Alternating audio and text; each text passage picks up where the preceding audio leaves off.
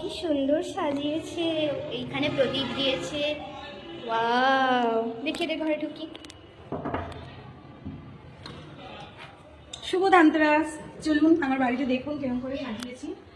এই দেখুন, আর এখানে লাইটটা এখানে দেয়া এখনো পর্যন্ত অনেক কিছু। আর দেখো ওটা এইটা ওয়াও, কি সুন্দর লাগছে, দেখি। ছোট করে অল্প করে সাজিয়েছি ধানতেরাসের জন্য। আর দেখো, এবার চলো আমার ঠাকুর ঘরটা দেখো, ঠাকুরের গাছটা কিরকম সাজিয়েছে। এটা আমার মেয়ে করেছে। আর দেখো, আমি তো পুজো করেছি ঠাকুর কালকে ধানতেরাসের, আজকে তো ভূত চতুর্দশী। আর বাইরেটা তোমাদের পরে দেখাবো।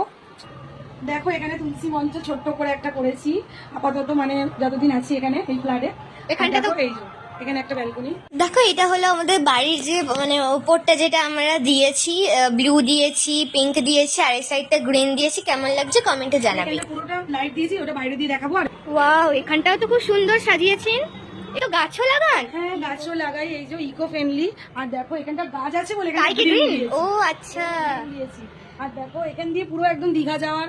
আর এখানে মন্দির, এখানে হলো আমাদের মা কালী ভবতারিণীর মন্দির। আর এখানে এই যে থানার লাইট দিয়েছে, এখানে পুজো হবে।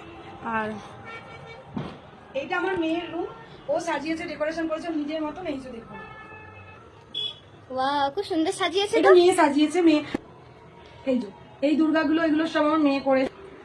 এই না, এটা লক্ষ্মী ঠাকুর, লাইটটা জ্বালি দেখতে পাবেন। এটা দুর্গা, এটা জগন্নাথ, এটা কালী, সব মেয়ে হাতে বানিয়েছে। এগুলো এগুলো সব হাতে বানানো আমার মেয়ে।